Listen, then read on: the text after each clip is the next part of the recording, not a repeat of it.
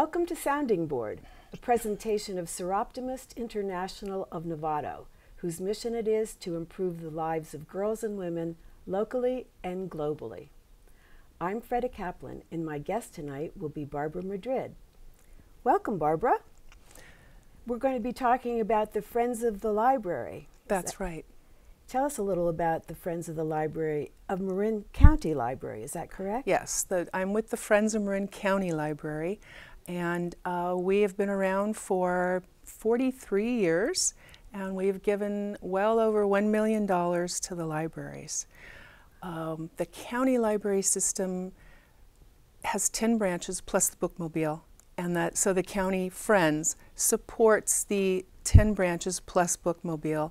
And then there are additional smaller sort of chapters or affiliates that there's the Friends of Novato, the Friends of Fairfax, the Friends of Marin City, and those all fit under our umbrella, and they focus more on the local needs of their own branch. Somebody needs a new CD rack, or somebody needs another bookcase, or they take care of those kinds of things. The county Friends take care of things that reach over all the branches. So it's like the big programs, large material expenditures, and things of that sort. We only give money for materials or programs. We do not fund any labor. So that's something that the county itself has to take care of. We are not connected in any way to the city libraries. It's kind of confusing in Marin County, but there are also city libraries. There's Mill Valley, Sausalito, San Anselmo, Larkspur, and San Rafael. And they have their own Friends groups and their own budgets. They're funded by the cities, and so we don't raise any money for those libraries. So where does the money come from? Well, there's a number of places where the money comes from. First of all, we have about between 650 and 700 members who pay their annual dues, or they might send a donation along with their dues. Then there are other people who just simply send a donation, or if someone passes away, they leave us some money. The other place that we were getting a lot of money was doing a super sale every year. We collect a lot of books over the course of a year, and we keep them all in storage, and then once a year we take them down to the Civic Center and we have a super sale. And we've done that for 11 years, and we've done that at the National Guard Armory, and this year we're not doing it because the Armory is under renovation. So if the Armory gets finished before the end of the year, there's a possibility that we might have a sale like that. But for right now, we're not planning to do one. So that, like I said, that's 40,000 books and a 2-day sale, and we make a chunk of money at that point. So it'll be nice if we can do that again in the future, because some people really look forward to it. But our biggest source of funding is a used bookstore that we have on Grant Avenue called The Book Place. And I retired 2 years ago from my real job, and now I manage The Book Place. And it's open 7 days a week, and we have all of our staff is completely volunteer. We have probably 125 people who work there. Some people just do one shift a month. Some people do a few days during the month, and of course I do a lot more than that. But it's, so like I said, about 125 people, and only about 6 of them are men. So it's really kind of, it's an inspiring place for women, because you see, look at these ladies. I mean, some of them are in advanced years, should we say, and they're truly inspiring. I mean, they're just tireless, and they have a sense of what has to be done, and they just go after it. And when I say we go after it, I mean we really do, because we get between 2,500 and 3,000 books a week. A little higher right now, yeah. And it's not just books. We get We get DVDs, we get videos, we get little pamphlets and unusual things from, you know, maybe someone's grandmother passed away and they cleaned out the attic, and there's all this really, sometimes quite rare things. So we get all of this stuff, and we have people who come in 2 days a week, and they sort through all this stuff and break it all down into the categories to put out in the store. And then, of course, if we don't have enough room on the shelves, and some of that goes into storage, and that would go to the big sale once a year. So, do you give any away if they don't sell? We try to use everything that comes through, even if we only expose it for a little while in the store. And then to keep the inventory down, we do a half-price sale about 4 or 5 times a year. So we're having one this weekend, and I know this show will probably air after that, but people should keep tabs on what we're doing down there, because every time it gets about this high, then we have a big 3-day sale, and we cut everything to ridiculous prices, and we actually have people lined up on the sidewalk to get in. How so wonderful. It's quite exciting, yes. But I understand that you sell books for summer reading for students. Yes, every year we get the lists from the schools for middle and high schools in all of Marin County. We get all the lists together, and then I have a person who goes through and pulls all the books from the lists that we can find. And then we will put that, like after this weekend, we're going to set it up for the summer. And we keep that area, and they do come in. They bring their lists, and they come in and find the books. And they're thrilled to get them for 75 cents or $1 instead of having to go to a retail and buy a book for $10 or $12. So it works for them, and it works for us. Is this the only bookstore for the Friends of the Library in Marin? Yes, this is it for us. The Friends of San Rafael have a store in downtown San Rafael, but that's to fund their efforts down there. So this is for the whole rest of the county. Have you ever sold books online? Yes, yes. We now and then you'll get books that are clearly worth a lot more than the $1 or $3 that we sell it for in our store. And it's in really great condition. Sometimes the plastic's still on the book. Somebody got it for Christmas and they never used it. So we have a number of places that we use. We have one volunteer who lists for us on eBay, and then we have another guy that sells books for us online, and he puts it on various websites, and he does all the work, so it's great. I mean, we tried doing this a few years ago with a different service, but we were the ones always having to pack it up and take it down to the post office. So this guy came in and said, well, I'll do this for X%, and we said, great.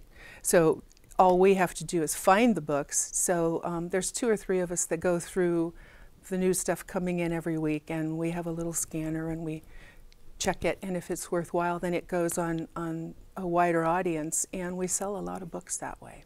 So that helps to raise money too. That helps for to the raise libraries. For the library. We try to squeeze everything out of every book that comes in, and unfortunately sometimes we do get some books because people say, oh, you don't throw anything away.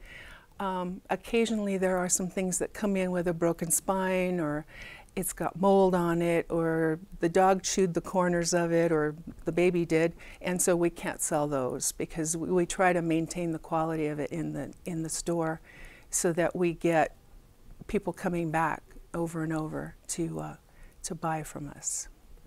Do you have any interesting stories about people that you've dealt with there, or books that you've handled?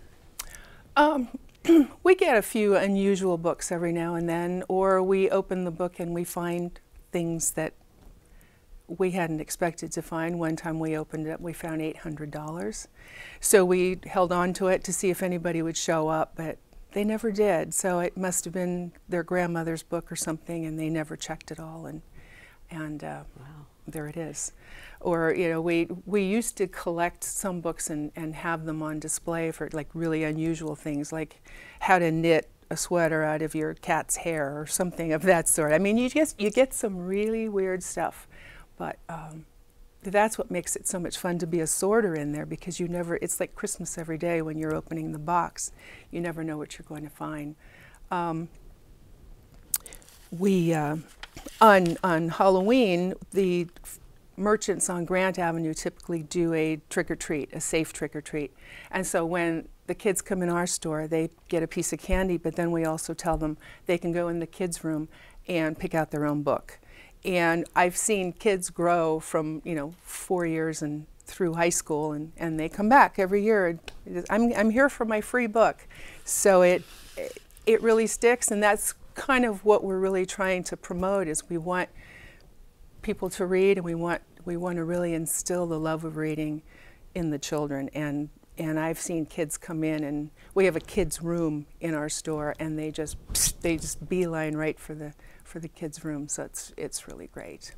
You hear about people not reading much anymore, but it's wonderful to hear how you're promoting that in little kids. Yeah, and the programs that we fund, the summer reading program is the biggest program that we fund. We are the sole funder of that, and we've been doing that for over 40 years. They get something like 900 kids participating in this, and it's been proven that if kids don't read over the summer, they actually lose a half a grade level or more. So anything that can help them read is whether it be prizes or what have you. And they've since, in the last couple of years, they've since expanded it. Now we don't have just children's summer reading programs. Now the Friends also fund a lot of the teen programs, and we have adult summer reading as well. And they don't have to win prizes or anything, but it's just something to kind of get people involved, or maybe they're trying to learn English, and so then that's something that they can participate in to do that. Are there any other programs that, it's mainly the summer reading program that you fund? It's mainly the summer reading program that we fund, but every year the director of the library comes with a wish list when we get ready to hand out the money for the year. We do it once a year. We do it in bulk so that she has an easier way to plan out her budget for the year. So she comes in with a number of wishes, and we've funded things in the past like more books for Spanish-speaking people, more books for large print, or books on tape or CD for the aging population. We have to try and address those kinds of things. And in the 90s, we were the people that funded a lot of the security system that was put in all the libraries. We had the libraries were losing a lot of books. So now when you walk in the library and you pass through those gates, that's because we bought the gates, and then we also gave them all the manpower to put the little strips in all the books. So we've done that in the past as well. So we never really know what she's going to come up with every year, because maybe they want to try something new, or maybe they've got something that's tried and true, and maybe they want to expand it to a wider, a bigger program. So we just recently, last month in fact, we doled out our money for the year. So this coming year, the County Friends will give the library $70,000. $70,000. Mm-hmm. That's a gift. That's a wonderful gift. That is a gift. Well, if people want to find out more about your organization, or about volunteering, or even donating, what do they do? Well, we have a website. It's marinlibraryfriends.marin.org, and there's lots of things on there. It says what's on sale at the store, if there's any event coming up, if we're having a major sale, what are some of the key issues that are facing the library. As you know, the budgets up in Sacramento are getting tighter and tighter, and I read something recently that the governor was actually going to cut out library funding completely. So we have a lot of work to do. So we need to raise a lot more money, and we really need some volunteers. Like I said, we're mostly women. We would love to get some men to come down and help us, because there's a lot of lifting and transporting to be done. And we're only asking for as little as 3 hours a month. So we have that on the website. We have Could you repeat the website just one more time? Yes, it's marinlibraryfriends.marin.org. Well, thank you, Barbara. Thank you. It's been really interesting talking to you. And now we know more about the Friends, and we also know about the book Place. So this has been valuable. More people can help out and help the libraries. Yes. I want to thank the Seroptimist International of Novato members who crew this show, and NPAT, Novato Public Access Television, and also especially at NPAT, Rick Tucker and Leon Johnson for helping us produce this show. I hope you enjoyed it.